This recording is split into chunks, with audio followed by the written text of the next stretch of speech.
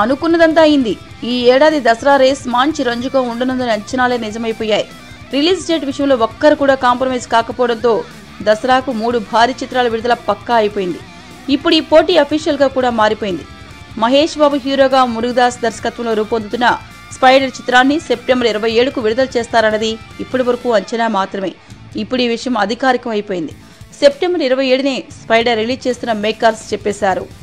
ఇప్పటికే ఇందుకు సంబంధించిన ఫార్మాలిటీస్ ను పూర్తి చేసేందుకు పక్కా షెడ్యూల్ ఉన్నట్లు కూడా చెప్పారు. దీంతో నందమూరి హీరోలు ఇద్దరి మధ్యలోనే మహేష్ స్పైడర్ విడుదల కావడం ఖాయమైపోయింది. అసలు దసరా రేస్ లో మొదటగా నిలిచిన హీరో నందమూరి బాలకృష్ణ. సెప్టెంబర్ 30న పైసా వసూలును విడుదల చేస్తామని ముందస్తుగానే చెప్పాడు దర్శకుడు పూరి జగన్నాథ్.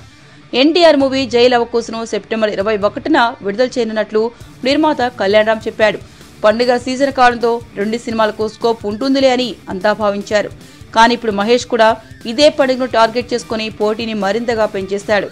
ఎవరి సత్తా ఎంత అనే విషయం తేలడం సంగతి పక్కన పెడితే ఇంత తీవ్రమైన పోటీ కారణంగా ఆయా సినిమాలకు రావాల్సిన వసూళ్లు తగ్గుతాయని ఇండస్ట్రీ జనాలు చెప్తున్నారు. ఏంటండి, వీడియో నచ్చిందా? అయితే ఓ లైక్ వేసుకోండి, లేదంటే ఓ కామెంట్ చేయండి. ఎప్పటికప్పుడు మా వీడియోస్ చూడాలంటే సబ్స్క్రైబ్ చేసుకోండి.